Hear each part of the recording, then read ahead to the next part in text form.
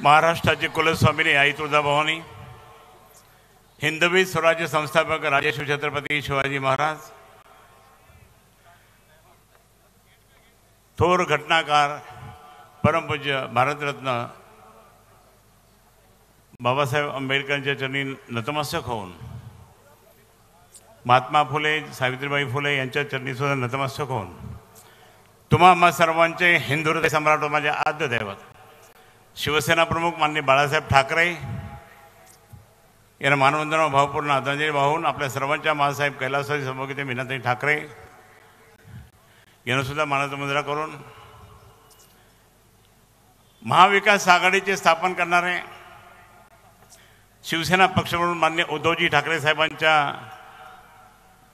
चरणी नतमस्तक होऊन आदित्य ठाकरे साहेबांना मानाचा मुजरा करून, लोकसभेची ही निवडणूक माझी 6वी निवडणूक आहे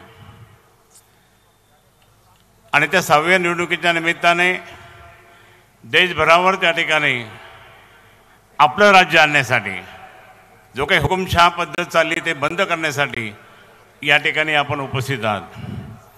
सर्वच मान्यवर या ठिकाणी उपस्थित आहेत। सर्वांचं नाव घेऊन त्या ठिकाणी मी वेळ घेत नाही, कारण साहेबांना त्या ठिकाणी पुढचा कार्यक्रम आहे। पण मी या ठिकाणी मुद्दाम सांगेन आपल्या सर्वांना, जे काही मागच्या टर्ममध्ये ज्यांनी म्हणजे आता मावळाची टर्म ज्यांची आहे त्यांनी या जिल्ह्यासाठी शहरासाठी काहीच केलेलं नाही आहे। आणि म्हणून मी मुद्दाम म्हणेल त्यांना अजून लोकसभा समजले नाही, दिल्ली समजले नाही, फक्त दंगली धोपे करण्याचं काम यांनी केलं। 1990ला पहिला हिंदू आमदार झाल्यानंतर 28 वर्ष या जिल्ह्यामध्ये या शहरामध्ये दंगल होऊ दिले नाही आपण शिवसेनेच्या माध्यमाद्वारे। नंतर मग मात्र त्याने राजाबाजारमध्ये केली, राम मंदिरासमोर केली। हे दंगली सुरू झाल्यामुळे DMIC मध्ये येणारे प्रोजेक्ट सुद्धा थांबले। लोक म्हणे MIM है ना इधर, हम नहीं आते।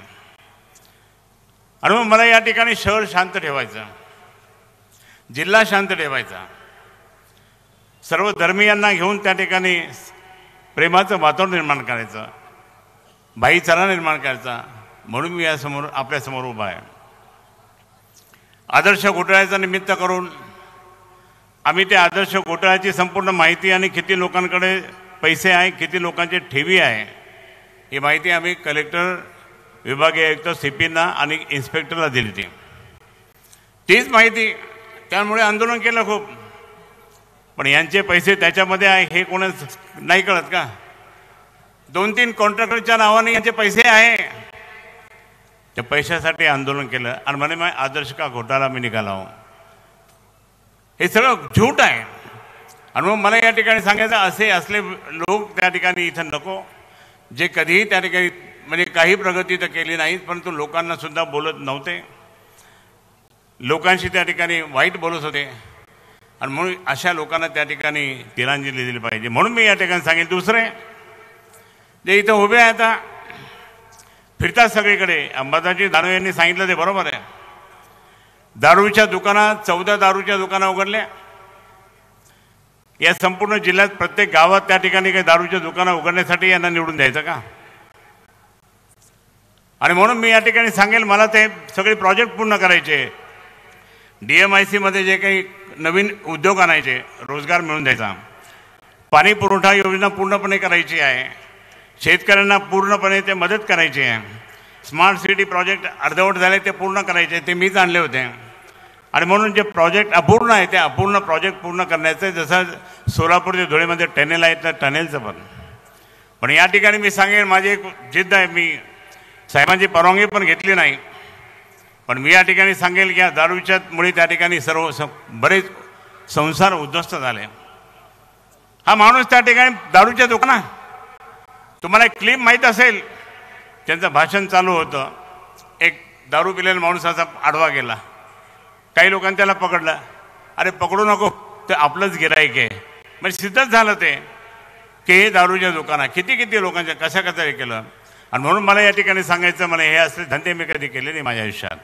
आणि म्हणून जर असं असेल तर त्या ठिकाणी आपल्या सर्वांना यांना सरळ करायचं। आज कोणत्याही कशा प्रकारे हे काय चाललं, एकदा गद्दार आहे, ही लढाई गद्दाराच्या विरुद्ध आहे. हे सगळ्या गद्दारांना गाडायचं आहे. 5 गद्दारांना आपल्याला गाडायचं आहे या जिल्ह्यात. गाडणार की नाही?